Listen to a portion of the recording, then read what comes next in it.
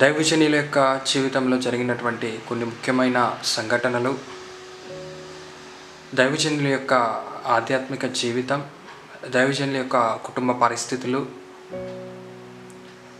వీటన్నిటి గురించి మరి సంఘమునకు తెలియాలనే మా యొక్క ఈ చిన్న ప్రయత్నం.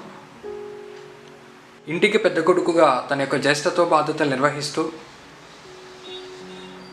తన యొక్క తల్లిదండ్రికి ఎంతో సహాయకారిగా ఉంటూ చెల్లెళ్లకు తమ్ముళ్లకు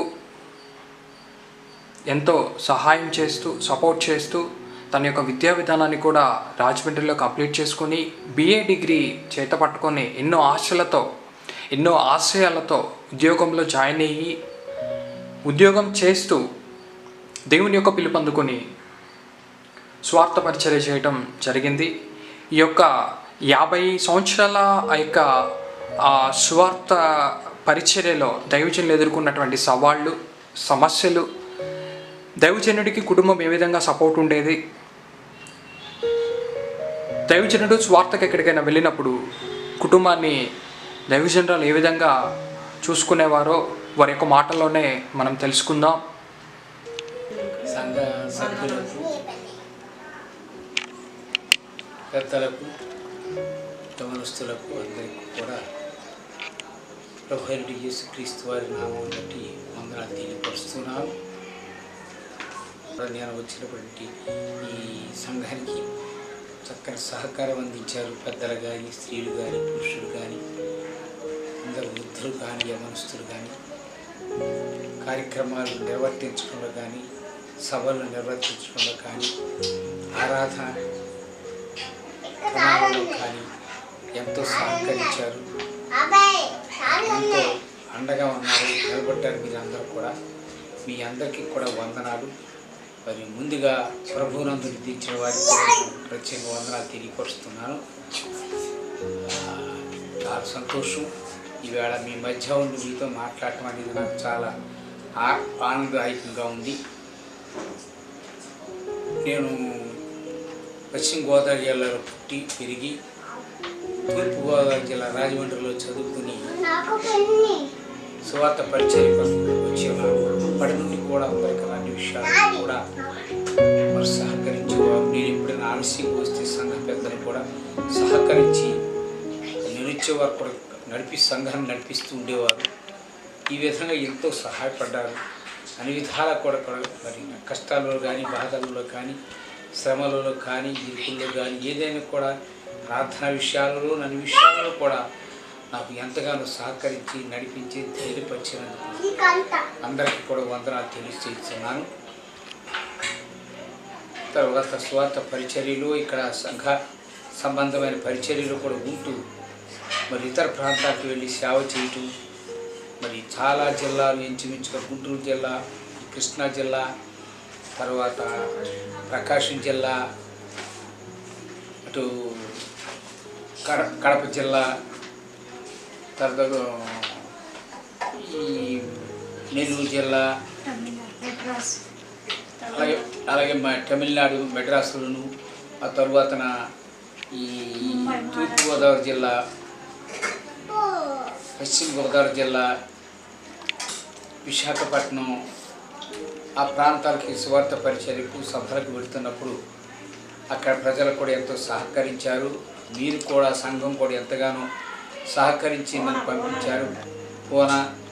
ఆ ప్రాంతాలు వెళ్ళి సువార్త పరిచర్యలు కూడా ఎంతో దేవుడు కూడా చాలా సహాయం అందించాడు. ప్రయాణాలు కానీ అన్ని విషయాల్లో కానీ, ఆర్థిక విషయాలలో కానీ, అన్ని విషయాలు కూడా ధైర్యపరుస్తూ ముందుకు నడిపిస్తూ వచ్చారు ప్రభువారు. కొన్ని శ్రమలు ఉన్నా, కొన్ని బలహీనతలు వచ్చినా ఆ బలహీనతలో కూడా దేవుడు కాపాడుతూ వచ్చాడు. మరి నాకు ఉన్నటువంటి ఒక అలవాటు ఏంటంటే, నేను ఇప్పుడు కూడా కడుపు నిండా భోజనం చేసేవాడు. ఎక్కడ సువార్త పరిచర్యకి వెళ్తే వెళ్ళేవాడు, తినేవాడు కాదు. ఎందుకంటే అది కొంచెం సువార్తకు ఆటంకమైనటువంటి అభిప్రాయం, దానివల్ల కొంచెం ఇబ్బంది కలిగేది నాకు. అయినప్పటికీ కూడా అలాగే దేవుడి సేవ చేస్తుండేవాడిని. మరి సుమారు ఇంచుమించుగా 45 సంవత్సరాలు ఈ ప్రాంతంలో 50 జిల్లాల్లో పనిచేశాను. చాలా దేవుడు అన్ని విధాలా కూడా తన పరిశుద్ధాత్మ శక్తిని మాతో ఉంచి నాతో ఉంచి అన్ని విధాలా కూడా నడిపిస్తూ వచ్చాడు. కొన్ని కొన్ని సందర్భాలలో నేను వాక్యం సిద్ధపడలేకపోయిన ఈ ప్రయాణం వల్ల ఈ ఒక ప్రక్క కోర్టులో పని చేసుకుంటూ ఈ ప్రక్క ప్రయాణం వల్ల ఆయన దేవుడు నాకు ఆ సమయానికి వాక్యాన్ని అందించి బలపరిచేవారు నన్ను. అందుకు స్తోత్రాల సంఘం కూడా ప్రార్థన చేసేది. నేను ఎక్కడ పెడితే అక్కడికి అయ్యా బాగా నడిపించి మా పాస్టర్ గారు అని వాడు ఎంతో ప్రేమతో ఆప్యాయతతో ప్రార్థన చేస్తూ నడిపించేవారు. ఆ విధంగా సంఘం అన్ని విధాలా కూడా నన్ను ఎంకరేజ్ చేస్తూ సహకరిస్తూ సహాయపడుతూ ప్రార్థన చేస్తూ ఉండేవారు. చాలా వందనాలు మరొకసారి సంఘానికి అందరికీ కూడా. నేను ఆయా ప్రాంతాలకు వెళ్ళి 2 రోజులు 3 రోజులు రాలేనప్పుడు మరి పాస్టర్ గారు నాకు ఎంతో సహకరించారు. పిల్లల చూడటం విషయంలో, స్కూల్స్ విషయాల్లో, ఈవెన్ కాలేజీకి వెళ్ళే విషయాలలో కూడా ఎంతో ఉన్నారు. ఒంటరిగా ఉంటే కూడా ఆ పిల్లలతో ఉండి జాగ్రత్తగా ఉండి కాస్త వాళ్ళ విద్యా విధానం అన్ని విధాలకు కూడా ఆత్మీయంగా విధాలలో కూడా నడిపించి జాగ్రత్తగా వాళ్ళకి ధైర్యపరుస్తూ వస్తారు, రేపు వస్తారు, ఎల్లుండి వస్తారు అన్న విధానంలో వాళ్ళని పెంచి పెద్దగా చేసి ఉన్నారు. కనుక ఇది అందరి ప్రార్థన వల్ల నేను ఎక్కడ ఏ రకమైనటువంటి బలహీనత నేను ఎదుర్కోవడం లేదు. అక్కడ దేవుడు ఆ విధంగా పరిశుద్ధాత్మ శక్తి బాగా నడిపించింది నన్ను. కనుక మరి తర్వాత మరి ఎన్నో కొన్ని శ్రమలు పడ్డా, ఆటంకాలు పడ్డా, బస్సులు సరిగ్గా దొరక్క, ట్రైన్స్ సకాలంలో దొరక్క, ఇంటికి రిజర్వేషన్ టికెట్స్ లేవు. అలా ఎక్కి ఆ జనాల మీద బస్సుల మీద కొన్ని ఊర్లు నడిచి ఉండేవాడిని. అటు ఈస్ట్ గోదావరి ఎక్కితే వెస్ట్ గోదావరి వచ్చే వరకు కూడా నడుస్తూ కూర్చొని నిలబడి ఉండేవాడిని. సో ఈ విధంగా నేను తర్వాత ఎక్కడ ఏమి లేకపోతే చివరికి టైం వేస్ట్ అయిపోతున్నా అలాగే నడిచి వెళ్ళిపోతూ ఉండేవాడిని. సేవ చేయటం అన్ని విధాలు దేవుడు ఎంతో శక్తిని ఆయన పరిశుద్ధాత్మ దేవుని ద్వారా నన్ను నడిపిస్తూ వచ్చేవాడు. కొన్ని సందర్భాల్లో వాడ ద్వారా కొన్ని బాధలు పడ్డాను. అయినా దేవుడు మరలా వారికి కూడా సమాధానపరిచిన పరిస్థితులు ఉన్నాయి. ఇండియా రకరకాలైనటువంటి ఇబ్బందులు సంఘాల్లో ఉన్నటువంటి పరిస్థితి మీకు తెలుసు. మనకి ఈ విధంగా అంటాను. నేను కోర్టులో సంపాదించిన సంపాదన అంతా కూడా నా ప్రయాణాలు సరిపోయింది. ఎక్కడ కూడా 1000 రూపాయలు తీసుకునేవాడు కాదు నేను అక్కడ. మరి సేవ ఉచితంగా దేవుడు సేవ చేసి కొన్ని ఇబ్బందులు పడ్డాను. ఒక్కోసారి నాకు ప్రయాణానికి తిరిగి రావడానికి డబ్బులు ఉండేవి కాదు. వాడు ఏదో ఖర్చులు అంటే ఈ మీటింగ్స్ అయ్యా నాకు అంత డబ్బులు వద్దు, నా ప్రయాణం వెళ్తాను తీసుకుంటానని తీసుకుని సేవ చేసి వచ్చేస్తూ ఉండేవాడిని. ఆ విధంగా ఉన్నాయి. నేను కొన్ని సంఘాల్లో కొన్ని గొడవలు ఉంటుంటే ఆ సమయంలో వాక్య పరిచర్య ద్వారా దేవుడు ఆ సంఘాల్లో సమాధానపరిచినటువంటి ఘట్టాలు కూడా జరిగినాయి. ఈస్ట్ గోదావరిలో కానీ, మరి వెస్ట్ గోదావరిలో కానీ, ఆ తర్వాత ఇటు కడప ఈ ప్రాంతాల్లో దేవుడు చాలా చక్కగా వాడుకున్నాడు. మరి చాలా సంతోషం. నేను దేవునికి కూడా ఆ విషయాలు చాలా స్తోత్రాలు చెల్లించాను. చాలా చేసేవాడు. చాలా అక్కడ సంఘస్థులు కూడా ఆ సంఘం వారు మీటింగ్ పెట్టినట్టు వారు చాలా చక్కగా సాగనంపేవారు. చాలా సంతోషం. అంతా కూడా దేవుని కృపే. అసలు ఆ శక్తి ఎక్కడి నుంచి వచ్చిందో నాకు తెలిసేది కాదు. ఒకసారి ఆహారం ఉండేది కాదు. ఒకసారి కోర్టుకి వెళ్ళిపోయి చెప్పి నేను పలానా చోటుకి మీటింగ్కి వెళ్ళిపోతున్నాను ఇంటి దగ్గర పాస్టర్ గారు చెప్తే అలాగే వెళ్ళిపోయి ఆ రాత్రి ప్రయాణం చేసి మరి దేవునికి వాక్య పరిచయం చేసినటువంటి ఘట్టాలు నాకున్నాయి. ఇలా ఎన్నో సందర్భాలలో చాలా బలహీనత పట్టుకునే పరిస్థితి ఏర్పడింది. అలాగే నడిచెళ్ళేవాడిని ఎంతో. మరి అర్ధరాత్రి పూట ఒక చోట నుంచి ఒక చోటకి వెళ్ళాలంటే రాత్రి 7 కిలోమీటర్లు 8 కిలోమీటర్లు నడిచే వెళ్ళేవాడిని. ఏమి డొంకదారి నుండి కొన్ని ఆ ప్రకాశం జిల్లాకి వెళ్తే డొంకదారులు ఎక్కువ కనపడి ఆ డొంకదారులు వెళ్ళిపోయేవాడిని. మనకి ఇలా పరిస్థితి ఎంతో మరి ఇబ్బంది పడేవి. ఇక సీతానగరం సేవలో నేను కూడా కొన్ని ఇబ్బందులు పడ్డాను, చాలా ఇబ్బందులు పడ్డాను. ఎందుకంటే కొన్ని చాలా ఆర్థికమైన ఇబ్బందులు, ఆ తర్వాత కొంత ప్రెషర్ ప్రక్క వారి ద్వారా రావటం జరిగింది. వాటన్నింటిలో కూడా దేవుడు క్షేమంగా ఉంచి కార్యక్రమాలు సంఘాన్ని చక్కగా దేవుడు నడిపిస్తూ వచ్చాడు. దేవుడు అంతా కూడా సంఘం యొక్క ప్రార్థన, వారి యొక్క కృషి, వారి యొక్క సహాయము ఈ విధంగా నన్ను నడిపిస్తూ వచ్చింది. పాస్టర్ గారండి, అసలు మీరు ఈ సంఘ సేవ ఎప్పుడు స్టార్ట్ చేశారండి? ఇక్కడ అయితే రాజమండ్రిలో అయితే 50 ఏళ్ల క్రితం. ఇప్పుడు మన సీతానగరం సంఘంలో అసలు సీతానగరంలో సంఘం ఎప్పుడు స్టార్ట్ అయిందండి? మీరు ఆ ప్రదేశానికి సేవ ఎలా స్టార్ట్ చేశారు అసలు? 76లో అనుకోండి, 76. మీరు ఆ సీతానగర్ సంఘంలో సేవ స్టార్ట్ చేసినప్పుడు పాస్టర్ గారండి, మీకు ఎదురైనటువంటి పరిస్థితులు ఎలా ఉన్నాయి? అంటే అక్కడున్న స్థానిక పరిస్థితులు కానివ్వండి, లేదంటే అక్కడ చర్చకు వచ్చే మన సంఘ సభ్యులు కానివ్వండి, మీకు ఎలా సహకరించేవారు? అప్పుడు సీతానగరం వాళ్ళు వర్క్షాప్లో పనిచేసి చిన్న చిన్న జీతాలు, తక్కువ జీతాలు, వారికి కూడా సరైన గృహాలు ఉండేవి కాదు. కొన్ని ఇబ్బందులు పడ్డాను. కానీ సంఘ పెద్దలు, సంఘం చాలా సహకరించారు, సహాయపడ్డారు. అన్ని విషయాలలో కూడా ధైర్యపరిచారు నన్ను ప్రార్థనలో. మీరు ఆ సంఘంలో సేవ చేయడానికి మీకు ఎవరెవరు సహకరించేవారండి? పెద్దలు ఆ రోజుల్లో గురుమూర్తి గారు ఉండేవారు, తర్వాత ఫ్రాంక్లిన్ గారు, మరి తర్వాత కోటేశ్వరరావు గారు, ఆ రోజుల్లో శ్రీరాములు గారు, వీళ్ళంతా పెద్దలుగా ఉండేవారు. మరి వాళ్ళు కూడా సహకరించారు, చేశారు. మరి తర్వాత పెద్దలు మార్చడం జరిగింది. ఆ విధంగా దేవుడు నడిపిస్తూ వచ్చాడు. మీరు సేవని, ఉద్యోగాన్ని, కుటుంబాన్ని మీరు ఎలా బ్యాలెన్స్ చేసేవారండి? నేనేం బ్యాలెన్స్, దేవుడే చేశాడండి. నాకు దేవుడే సహాయం చేసి, నేను బ్యాలెన్స్ చేసిన శక్తి లేదు, అంత జ్ఞానవంతుడు కాదు నేను. కనుక ఆయనే ప్రార్థన చేయ, ప్రభువా సంఘాన్ని మరి ఇలాగ కుటుంబాన్ని కొన్ని విడిచి నేను సేవకి వెళ్తున్నాను, నువ్వు పిల్లలు వాళ్ళ చిన్నపిల్లలు పెట్టుకుని ఉంటుంది, నీ దాసురాలు ఉంటుంది, ఆమెకు సహాయం చేయి ప్రభు అని ప్రార్థన చేసి వెళ్ళేవాడిని. ఇలా రాత్రులు వెళ్ళిపోవటం జరిగేది. మీరు అలా వెళ్ళిపోయినప్పుడు మరి మీకు పాస్టమ్మ గారు మీకు ఎలా సహకరించేవారు? అన్ని రకాలుగా సహకరించేవారు. వాళ్ళకి అన్ని విషయాల్లో కూడా, పాఠశాల పంపించే విషయాల్లో కూడా, అన్నిటిలో కూడా కాస్త అన్ని సహాయం చేసేవారు. మరి అన్నీ వంట వండటం చేయటం విషయాలలో కూడా పిల్లల్ని ఎంతో చక్కగా, నాకంటే ఆమె ఎక్కువగా పిల్లలు చూడగలిగినటువంటి ఆమె వాస్తవానికి. ఎందుకంటే నేను ప్రార్థనలు కట్టి ఇటు ఇక్కడ సంఘానికి రావటం వల్ల ఆమె కాస్త వాళ్ళందరూ కూడా దగ్గర పెట్టుకుని అన్ని విధాల వాళ్ళకి చెప్పవలసిన సలహాలు చెబుతూ మరి చేసేది. మొట్టమొదట నాకు ఏజీ ఆఫీసులో నాకు ఉద్యోగం వచ్చింది. సరే జాయిన్ అయ్యాను. నేను జాయిన్ అయ్యి మధ్యాహ్నం క్యారేజ్ తీసుకెళ్ళలేదు హైదరాబాద్లో. అప్పుడు భోజనం చేసి వచ్చి కూర్చున్నాను, ఆ సీట్లో కూర్చున్నాను. ఏదో కొంచెం ఎండలో భోజనం చేసి వచ్చి కూర్చుండడం వల్ల కాస్త చెమట బాపడి రిలాక్స్ జారబడి కూర్చున్నాను. అప్పుడు ఒక స్వరం నాకు వినపడుతుంది. నా సేవ చేయవలసిన కూడా ఇక్కడ ఎందుకున్నావు అన్నట్టుగా మాట్లాడి 3 సార్లు వినపడింది. అది మనుషులు ఎవరు కనపడలేదు, దేవుడు కూడా నాకు అప్పుడేం కనపడలేదు, కానీ స్వరం మాత్రం వినపడింది నాకు. సరికప్పుడు వెంటనే నేను వెళ్ళయ్యా, నేను రిజైన్ ఇచ్చేస్తాను, మరి నేను కంటిన్యూ కాలేనండి. సరే వాళ్ళు కూడా చెప్పాల్సిన సలహాలు చెప్పారు. వాళ్ళు సంతోషం అండి, మీరు చెప్పిన సలహా కూడా చాలా సంతోషం అనుకున్నాం.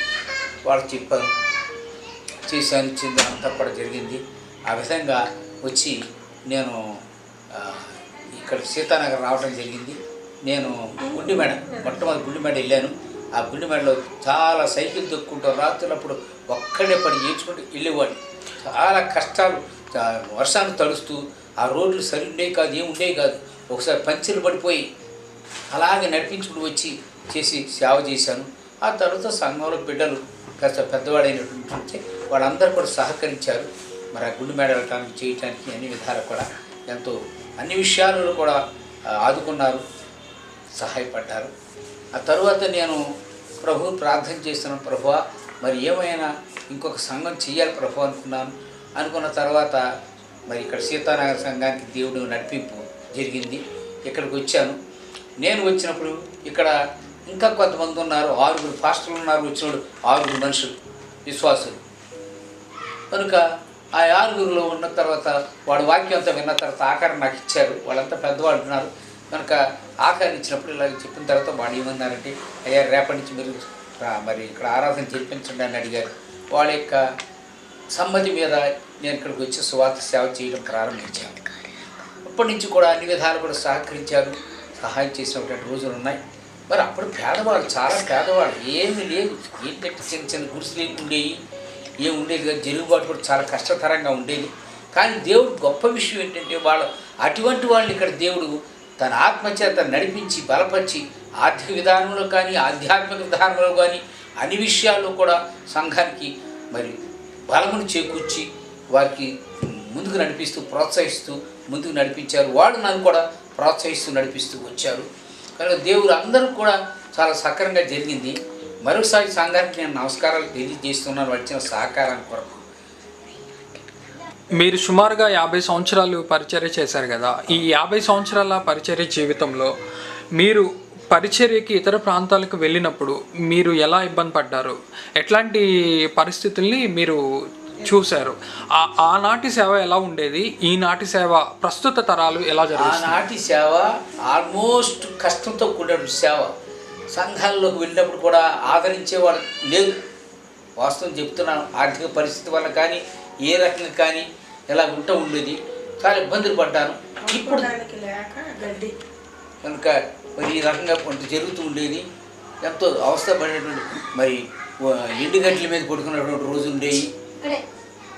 రాత్రులు చలికాలంలో అలా పడుకొని సేవ చేసినటువంటి రోజులు ఉండేవి. ఆ చల్లితో శీతాకాలం రోజుల్లో స్నానాలు చేసి మరి దేవుని సేవ చేసినటువంటి ఘట్టాలు కూడా ఉన్నాయి. సమస్యలు కష్టాలు చాలా ఎదుర్కొన్నాను నేను. చాలా కష్టాలు ఎదుర్కొన్నటువంటి పరిస్థితులు వచ్చాయి.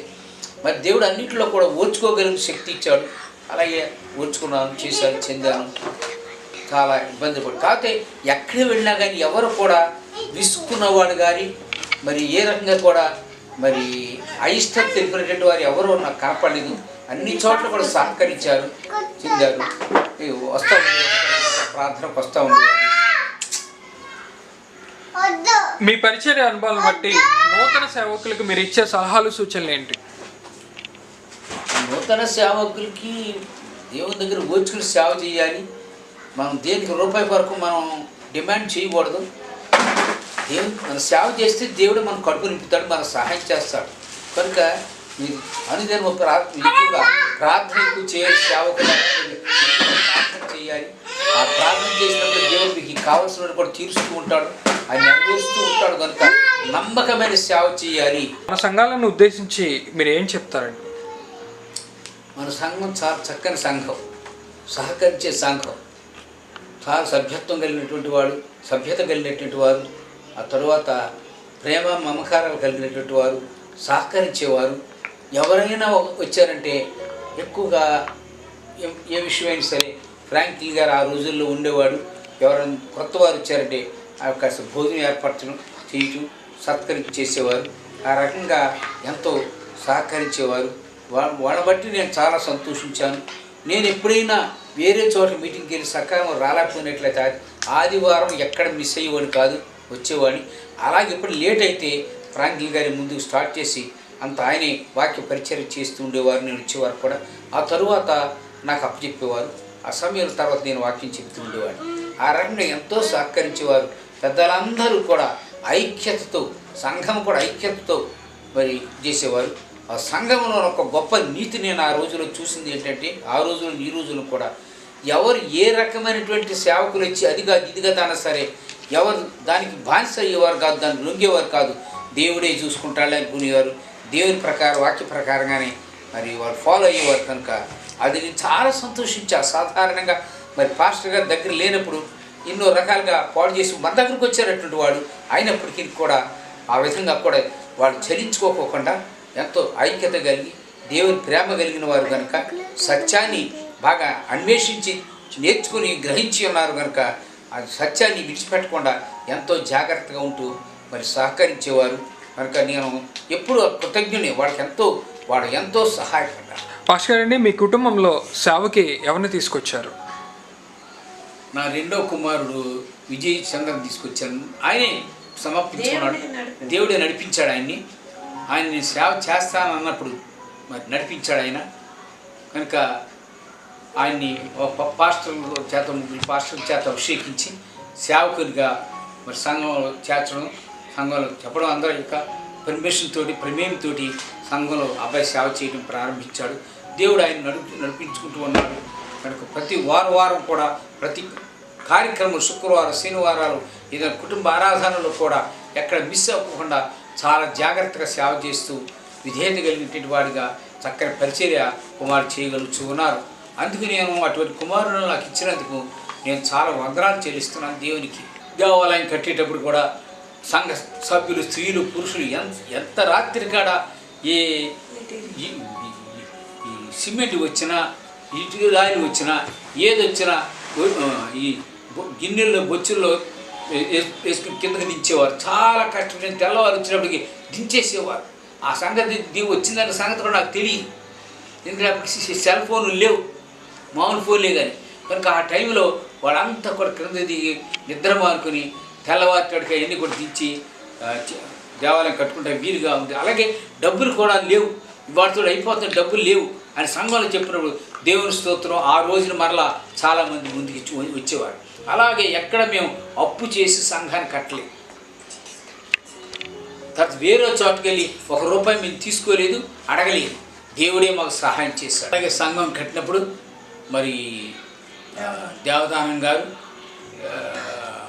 మా అత్తమ్మ, వాడి కుమారుడు కూడా సహకరించారు. చాలా సంతోషం. మాకు ఏ విధమైనటువంటి ఆర్థిక విషయాలలో ఎవరు కూడా చేయలేదు. మేము ఎవరిని అడగలేదు. ఎందుకంటే అబ్రాడ్ నుంచి కూడా మాకు ఇతర దేశాల నుంచి కూడా ఏ విధమైన పైసా సహాయం లేదు. దేవుడే పెద్ద అబ్రాడ్లో ఉండి ఆయన సహాయం చేశాడు. పరలోకంలో ఉండి ప్రతి పైసా మాకు సహాయం చేశాడు. దేవాలయం కట్టుకోగలిగాం. సంఘం వాడు ఎంత ఇస్తే అంత అదే చెప్పాం. అయ్యా మీ ఇష్టం ఎంత ఇవ్వగలిగితే అంతే ఇవ్వండి, మనం ఎక్కడికి వెళ్ళి ఎవరి దగ్గర రూపాయి మనం అడగొద్దు, చేయొద్దు అనుకున్నాం. అలాగే సహకరించారు ఆ విషయాల్లో. నేను మీటింగ్కి వెళ్ళినప్పుడు ఆ మీటింగ్స్ అయిపోయిన తర్వాత నాకు ఏదైనా చందా ఇస్తుంటే, అయ్యా మీరు వాడుకోవాలి సార్, ఇంత సేవ చేశారు, మేము చక్కని వాక్యం విన్నామని వాళ్ళు ఎంతో సంతోషిస్తే అవి తీసుకొచ్చి నేను ఎక్కువగా దేవాలయానికి, ముఖ్యంగా గుండెవెళ్ళలో ఉన్న దేవాలయానికి ఎక్కువ ఖర్చు చేశాను నేను. ఆ విధంగా గుండెవెళ్ళ కూడా ఎవరిని కూడా రూపాయి అడగలేదు. ఈవెన్ లోకల్లో ఉన్న ఆ సంఘంలో వాళ్ళు కూడా మేము రూపాయి అడగకుండా చేసాం. పెద్ద అబ్బాయి డబ్బులు, ఆ తర్వాత మన సంఘ పెద్దలు కూడా ఇవ్వగలిగారు కొంత. పాస్టర్ గారండి, మీకు పాస్టర్ గారితో వివాహం ఎలా జరిగింది? పాస్టర్ గారు వాళ్ళ దగ్గర వారు అంచేత మాకు వివాహం 74 ఏప్రిల్ 4వ తారీఖున వివాహం జరిగింది.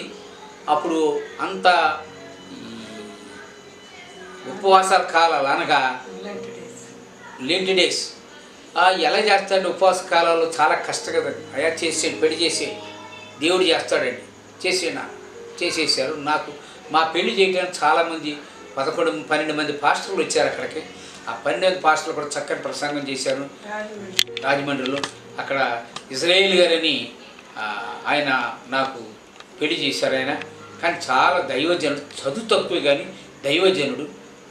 ఆయన చేసిన పెళ్ళిళ్ళు ఇప్పటి వరకు కూడా ఏ పెళ్ళి కూడా ఫెయిల్గా చనిపోయారు. ప్రభు దేవుని దగ్గర తీసుకున్నారు ఆయన్ని. కనుక ఆయన కూడా ఏం ఆశించేవారు జీడిఎంలో, గోదావరి డెల్టా మిషన్, ఆయన చేశారు నాకు వివాహము. ఇక జార్జి ముల్లర్ గారని, అతను మూరిబాబు జోన్స్ గారని, ఇలా కొంతమంది, ఇలా 12 మంది నాకు మరి వివాహానికి కార్యక్రమం పాస్టర్స్ వచ్చి, దైవజనులు వచ్చి మాకు వివాహం చేశారు. పాస్టర్ గారండి, పాస్టర్ గారితో మీకు వివాహం జరిగిన తర్వాత మీ సేవా జీవితం పాస్టర్ గారితో ఏ రకంగా స్టార్ట్ అయిందండి? గుండెవేళ్ళలో చేస్తున్నప్పుడు మాత్రం నేను వెళ్ళలేకపోయాను. ఇక ఎందుకంటే పిల్లలు చిన్నవాళ్ళు కదా, వెళ్ళలేదు. తర్వాత సీతానగరంలో చర్చి పెట్టిన తర్వాత శుక్రవారాలు స్త్రీల మైత్రి జరిపేదాన్ని. అక్కడి నుంచి వచ్చేసి ఇక్కడ సిఎస్ఐలో 8ంటికి ఇక్కడ పెట్టుకునేవాళ్ళు. ఇక్కడ జరిపేదాన్ని, ఇక్కడ ట్రెజరర్గా ఉండేదాన్ని. అట్లా పిల్లల్ని సండే స్కూల్కి పంపుకుంటూ, వాళ్ళు కొంచెం పెద్దోళ్ళు అయ్యాక వాళ్ళే సండే స్కూల్ నడిపేవారు. ఈ సిఎస్ఐ సంఘంలో చాలా కార్యక్రమాలు ఉంటాయి, స్త్రీలవి కూడా. కర్నూలు కూడా వెళ్ళాను అనమాట, నంద్యాల వెళ్ళి అక్కడ ఒక వారం రోజులు ఉండి చాలా సంతోషంగా ఆ యొక్క సభలు చూసుకొని వచ్చేదాన్ని అనమాట. ఇటు ఇంట్లో మా అమ్మ నాన్నగారు ఉండేవారు పెద్దవాళ్ళు, మరి పిల్లలు. ఆ తర్వాత మనకు బంధువులు ఎక్కువ, ఎందుకంటే మా ఇంట్లో నేను పెద్ద, వాళ్ళ ఇంట్లో ఆయన పెద్ద. మరి వాళ్ళ చెల్లెళ్ళు తమ్ముళ్ళు, అలాగే నా చెల్లెళ్ళు తమ్ముడు, పెద్ద కుటుంబం అనమాట. వాళ్ళందరినీ చూసుకుంటూ తర్వాత గుండెవాడి నుంచి మన సంఘ ప్రియులు వచ్చేవాళ్ళు. మరి పొద్దుపోతే వాళ్ళు వెళ్ళటానికి ఏం లేదు కదా, భోజనం చేసుకొని ఇక్కడే మన ఇంట్లోనే అక్కడ అమ్మ వాళ్ళ ఇంట్లో పడుకొని తెల్లారి వెళ్ళేవాళ్ళు. అలాగనమాట. అదే కాకుండా మరి ఇక్కడ కాంపిటేటివ్ ఎగ్జామ్స్ రాయటానికి కూడా ఆయా ప్రాంతాల నుంచి వచ్చేవాళ్ళు. మనకి ముఖ పరిచయం ఉన్నవాళ్ళు లేని వాళ్ళు కూడా వచ్చేవాళ్ళు. వాళ్ళని ఆదరించి చక్కగా వాళ్ళకి టిఫిన్లని మరి స్నానానికి అని అన్నీ అరేంజ్ చేసి పంపించేవాళ్ళు అనమాట. అది మాకేమీ బాధగా ఉండేది కాదు. ఎందుకంటే అబ్రహాం గారు తెలియకనే ఆ దేవదూతలకు ఆతిథ్యం ఇచ్చారు కదా, అట్లా అనుకునేవాళ్ళమే. కానీ అలాగే నా పిల్లలు కూడా చిన్ననాటి నుండి కూడా మన ఇంటికి వచ్చిన వాళ్ళకి చక్కగా సేవలు చేయటం అలవాటు చేసుకున్నారు బిడ్డలు కూడా. ఆ రీతిగా ఎంతో సంతోషంగా సమాధానంగా ఉండేవాళ్ళం అనమాట. ఏ విషయాలు మాట్లాడుకోవాలన్నా అందరం కూర్చొని చక్కగా మాట్లాడుకునేవాళ్ళం. దైవికమైన విషయాలే కానీ, కోర్టు విషయాలే కానీ, రాజకీయ విషయాలే కానీ, ఏవైనా సరే అమ్మా నాన్నలతోటి మరి మేమిద్దరం అలాగే పిల్లలు అట్లా పెరిగాం. వాళ్ళని అలా పెంచామన్నమాట. ఒక సేవకునికి భార్యగా మీకు ఎలాంటి పరిస్థితులు ఎదురైనాయండి? అంటే సేవకుడు సేవ చేసేటప్పుడు కానీ, ఆ తర్వాత సేవకుడు బయటకు వెళ్ళి సేవ చేసేటప్పుడు కానీ, ఆ పిల్లల బాధ్యతని మీరు ఎలా తీసుకునేవారు? ఇంటిని లేదా ఇంటి పరిస్థితుల్ని మీరు ఎలా చక్కపెట్టేవారు? పెట్టమంటే మరి ఇక ఆయన బయటికి వెళ్ళిపోయే మనిషి కాబట్టి అన్నీ ఇక పిల్లలకి భోజనం ఏర్పాట్లు కానీ, చదువుకి కానీ అన్ని విషయాలు ఇక నేను ఎక్కదాన్నే చూసుకునేదాన్ని. ఆ పిల్లలు కూడా సహకరించేవాళ్ళు, మమ్మల్ని ఏమి ఇబ్బంది పెట్టేవాళ్ళు కాదు. అలాగే మరి ఆయన బయటికి వెళ్ళిపోయినప్పుడు మరి సేవా నిమిత్తం వెళ్ళినప్పుడు ఎంతో భారంతో బాధ్యతతో దేవుని సన్నిధిలో ప్రార్థన చేసేదాన్ని. ప్రభువా, ఇదిగో నీ సేవకుడు, నీ దీన బిడ్డ మరి ఆయా ప్రాంతాలకు వెళ్ళారు, మరి నీ యొక్క వాక్యాన్ని మంచిగా పరిశుద్ధాత్ముడే ఆయనలో ఉండి మంచి నడిపింపును దయచేసి అనేక ఆత్మల్ని అక్కడ రక్షించేలాగా చేయను ఆయన. మరి ప్రయాణాల్లో తోడుగా ఉండండి, తిరిగి వచ్చి ప్రయాణంలో కూడా మరి తోడుగా ఉండి క్షేమకరమైనటువంటి ప్రయాణాన్ని చేసి సుఖంగా గృహానికి చేర్చండి అని ప్రార్థన చేసుకునేదాన్ని. అట్లాగే అన్ని విషయాల్లో కూడా దేవుడు మాకు ఎంతో తోడుగా ఉన్నారనమాట. అయితే ఆయన నన్ను బాధ పెట్టింది లేదు ఎప్పుడు, ఏ విషయంలో కూడా. అలాగే నేను కూడా పెట్టలేదని నేను అనుకుంటున్నా. మరి ఆయన చెప్పాలి. మరి మాకు ఆడబిడ్డలు నా పెళ్ళి అవ్వకముందు ఒక ఆమె చనిపోయింది. ఆమె గురించి ఏమీ లేదు. పిల్లలు వాళ్ళ నాయనమ్మ దగ్గర పెరిగారు. తర్వాత ఇద్దరు ఆడబడుచులకి పెద్ద అమ్మాయికి మేమే పెళ్లి చేసాం కండక్టర్ని చూసి. తర్వాత అమ్మాయికి డిగ్రీ వరకు చదివించి ఇంకేదో వొకేషనల్ కోర్సు చేపించి మరి నా దగ్గర పెట్టుకొని విజయవాడ తీసుకొచ్చి ఇక్కడ పెట్టుకొని నాతో పాటు చిన్న స్కూల్లో పనిచేసేదాన్ని నేను టీచర్గా. ఆ అమ్మాయికి కూడా టీచర్గా తీసుకొని మేము అక్కడ చేసుకొని రావటం. మరి ఆడబిడ్డ వదినలాగా మేము ఉండేవాళ్ళం కాదు. నేను హిందూ స్వామి వారి దగ్గర అన్నమాట ఉద్యోగం చేసింది. మా ఇద్దరికి తగ్గు పెట్టడానికి ఆయన ఎన్నో ప్రయత్నాలు చేసేవాడు. అంటే నా సంగతి తెలుసు, అయినా మీ వదిన ఎలా చూస్తుంది అట్లా ఇట్లా అంటే మా వదిన చూడటం ఏముందండి, మా వదినకే నేను అన్నం పెడతాను, మేము ఇద్దరం కలిసి పని చేసుకుంటాం అని చెప్పేది మా ఆడపడుచు కూడా.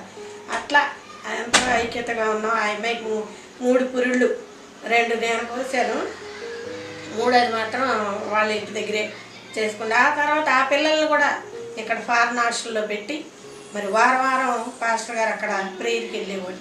వెళ్ళినప్పుడు వాళ్ళకి కావలసినటువంటి తినుబండారాలు పట్టుకెళ్ళి ఇచ్చేవారు.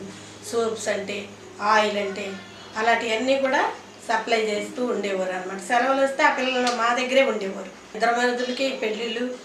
మరి పెద్ద ఆయన MA లిటరేచర్ చదువుకున్నారు, ఆయన కూడా దేవుని సేవ చేస్తున్నారు. చిన్న ఆయన చదువు తక్కువైనా అప్పట్లోనే దేవుని అనుగ్రహంతో చక్కగా RCMలో మంచి వాక్య పరిచర్య చేసేవాడు. సరే కాలగర్భంలో కొంత ప్రకృతి వైఫల్యం వలన యాక్సిడెంట్ జరిగి తను చనిపోయాడు. మాకున్నటువంటి ఆ యొక్క తాతలు మామూలు సంపాదించిన ఆస్తి అంటూ ఒక స్థలం ఉండేది, 10 సెంట్లు 15 సెంట్లు. ఇక అది మాత్రం వాళ్ళకే ఇచ్చేసాం, భర్త లేని అమ్మాయికి. అయితే ఇది లేదు ఇది ఉంది అనే మాట మాకు ఎప్పుడు కూడా మా నోటమ్మట రాల. పిల్లలు చదువుకునేటప్పుడు మరి డాడీ ఫీజు కట్టాలి అని అంటే, అమ్మ కడదాం, ముందు మొదటగా మీరు దేవుని సన్నిధిలో ప్రార్థన చేయండి.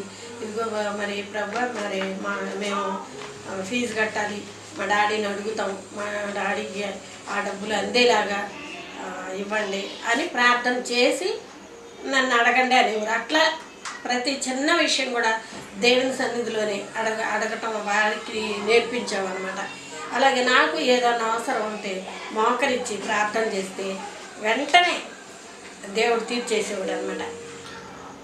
మన 2 సంఘాలకు సంబంధించి మీరు కానీ పాస్టర్ గారు కానీ 2 సంఘాలను ఉద్దేశించి ఏం మాట్లాడతారు? 2 సంఘాలు కూడా చాలా మంచివారు, సహకరించేవారు. ముందుమేడల పరిచయం చేయడం చాలా కష్టపడ్డాను, ఎందుకంటే అప్పట్లో వాళ్ళకి ఏమీ తెలియదు. 2 కాబట్టి మహా తెలివైన వారు. ఎవరైనా పాస్టర్లు వచ్చి తెల్లారికి వాళ్ళ పొలానికి వెళ్ళి కామెంట్ చేసుకుని మాట్లాడేవారు. కానీ దేవుని యొక్క మహాకృప గుండెమేడల సంఘం ఏనాడు నన్ను కామెంట్ చేసి మాట్లాడి వాళ్ళు అందే అన్నారు, ఎప్పుడు కూడా కామెంట్ చేయకోకుండా ఉన్నటువంటి పాస్టర్ గారు మీరేనండి పాస్టర్ గారు అని. అంత మంచివారే, చాలా చెప్పిన వాటి వెనకాల సహకరించేవారు, అన్ని విషయాల్లో కూడా మరి సహాయకులు ఉండేవారు, ఆదరించేవారు. కనుక నేను అంత సేవ చేయడానికి కారణం వాళ్ళే. వాళ్ళు తిరుగుబాటు చేయకోకుండా విధేయత కలిగి వినగలిగిన వారు, దేవునికి భయపడి జీవించారు. కనుకనే మేము సేవ చేయగలిగాం. అలాగే పాస్టర్ గారు కూడా చాలా సహకరించేవారు.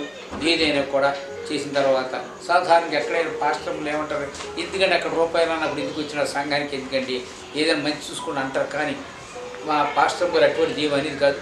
ఇకపోతే పాస్టర్ గారిని అడిగారు మీరు ఒక మాట, మీ ఇద్దరు ఏమైనా గొడవలు పడ్డారా? ఇప్పుడు మాకు దేవుని గొప్ప ఈ రోజు వరకు కూడా మాకు సమస్య లేదు. మాకు 3వ వ్యక్తి వచ్చి మాకు ఎవరు కూడా తీర్పు తీర్చిన వాళ్ళు లేరు, ఏ రకమైన సలహాలు చేసేవారు. అటువంటి అవకాశాలు మాకు దేవుడు మాకు ఇవ్వలేదు. కనుక రూపాయలు ఖర్చు చేసుకోవాలి. 10 రూపాయలు అయితే 100 రూపాయలు 100, 1000 రూపాయలు 1000 అంతే. అలాగే కానీ దాని గురించి అప్పులు చేయటం అటువంటి వ్యవహారం ఉండేవి కాదు.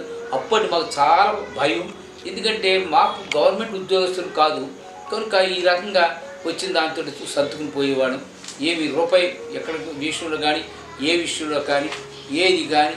మరి ఆ తర్వాత కూడా నాకు సేవ చేయడం మొదలుపెట్టిన తర్వాత మరి ఎప్పుడు పాస్టర్ గారే కొనేవారు. నాకు తెల్ల చొక్కా తెల్లపేట ఇంకేం లేదు. బయటికి వెళ్ళి నేను ఒక్క చొక్కా కానీ పేట కానీ కొనుక్కున్న రోజులు లేవు.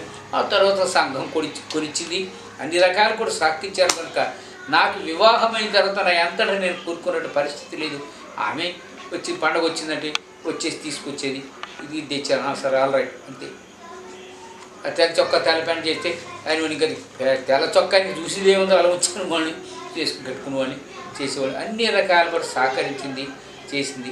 సంఘం అక్కడి నుంచి వచ్చి ఎవరైనా సాధారణ పాస్టర్ గారు ఏమంటారంటే ఎంత వచ్చింది సందా ఏంటి అని అంటారు. పాస్టర్ గారు అలాగ అడిగేవారు కాదు, నేను ఇస్తేనే ఏమన్నా ఇదిగో అంతే. అలాగే నేను బయటికి వెళ్ళేటప్పుడు కూడా ఇంట్లోకి ఏం కావాలో అవన్నీ కూడా ఇచ్చేవాడిని, పిల్లలకి సమకూర్చేవారు, చేసేవారు, చెందేవారు. పిల్లలు కూడా అన్ని రకాలు కూడా చాలా మాటిని ఒబీడియన్స్గా ఉండేవారు, చేసేవారు.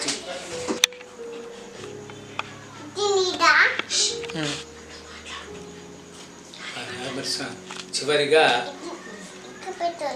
ప్రభునాన్ని బట్టి మనం చేస్తున్న సంఘం నేనున్నప్పుడు సహకరించారు. పాస్టర్ గారు కూడా మరి ఉమెన్స్ ప్రేయర్ కండక్షన్ కొరకు వచ్చినప్పుడు ఎంతో సహకరించారు. అన్ని రకాలు కూడా పాస్టర్ గారు బస్సు ఎక్కే వరకు కూడా లేదా ఆటో ఎక్కే వరకు కూడా తీసుకెళ్ళి ఆ బస్సు ఎక్కించడం కానీ ఆటో ఎక్కించడం కానీ వీళ్ళు పంపిస్తూ ఉండేవారు, ఎంతో సహకరించేవారు. ఆ తర్వాత అన్ని విషయాలలో కూడా చాలా జాగ్రత్తగా చేసేసారి వెళ్ళిపోతారని వదిలేసేవారు కదా మమ్మల్ని. చాలామంది వచ్చి పంపించముండేవారు, మరి ఆ విధంగా ఉండేవారు, చేసేవారు. పిల్లలు పెద్దలు అందరూ కూడా సహకరించేవారు, గౌరవంగా మాట్లాడేవారు. అలాగే మేము కూడా గౌరవంగా మాట్లాడేవాడు. ఇవన్నీ పిల్లలు కూడా సంఘంలో నాకు చిన్నప్పటి నుంచి పుట్టి పెరిగారు కనుక మరి కొంతమంది నేను అయ్యా నాన్న ఏరా బాబు బాగున్నారు అంటే సంతోషపడేవారు. ఏమండి అని అంటే మీరు ఆ మాట అన్నాడు ఏమండి అనే మాట అనేవారు కాదు. ఎంతో సహకరించి మరి యవనస్తులు కూడా ఎంతో సహాయపడేవారు. అన్ని విధాలు ఆ గుండెమేడ వాళ్ళ ప్రార్థనకు వెళ్ళాలంటే పిల్లలు సైకిల్ మీద లేకపోతే వర్షాకాలాల రోజులు వచ్చి బస్సు మీద వెళ్ళటం చేయటం చక్కగా పాటలు పాడుకుంటూ రావటం 10-15 మంది వెళ్ళేవారు గుండెమేడ ప్రార్థన. ఎంతో సంతోషంగా ఉండేవారు. అలాగే గుండెమేడ కూడా కొంచెం డెవలప్ అయింది, బాగా సహకరించారు. అన్ని విషయాల్లో కూడా ఎన్నో రకాలుగా సహాయపడ్డారు, ధైర్యపరిచారు మమ్మల్ని. అలాగే సీతానగరం కూడా మన సంఘంలో కూడా అందరూ కూడా సహకరించారు. ఫ్రాన్సిస్ కూడా బాగా సహకరించాడు, అన్ని విధాలు కూడా మాకు సహకరించాడు. ఎప్పుడైనా లేనప్పుడు చూసేవాడు, చెందేవాడు. మరి ఇప్పుడు కూడా సహకరిస్తున్నాడు. మరి పాస్టర్ గారికి ఇప్పుడు ఎంతో ఇద్దరు కలిసి చక్కగా మరి సేవ చేస్తున్నారు. వాళ్ళు చాలా సంతోషం. ఎందుకంటే అందరూ కూడా మరి వాక్య పరిచయం చేయడంలో కూడా మరి దేవుడు సహాయం చేస్తున్నాడు అబ్బాయి, కానీ వాళ్ళు సాక్ష్యం ఇస్తున్నారు. కనుక ఆ సాక్ష్యాన్ని వింటున్నప్పుడు మాకు కూడా తల్లిదండ్రులుగా చాలా ఆనందంగా ఉంటుంది, చాలా సంతోషం. మంచి సేవకుడిగా కావాలని, మంచి పరిచయం చేయాలని మేము ఎంతో కోరుకుంటూ దేవుని యొక్క సన్నిధానంలో మన అనుదినం ప్రార్థన చేస్తున్నాం. మీరు కూడా చేస్తున్నారు కనుక మీరు మాత్రం ప్రార్థన చేయటం మారదు. సహకరించండి, ఆయన బాబు కుమారుకి సహకరించండి. అన్ని విషయాల్లో కూడా యవనస్తులుగా పెద్దవారిగా సహకరించాలి. సంఘమంతా కూడా సహకరించాలని మీకు మనవి చేస్తూ ఉన్నాను. చివరిగా వారందరికీ కూడా మహా సహకారాన్ని అందించారు. మరి ఆర్థిక విధానంలో సహాయపడ్డారు.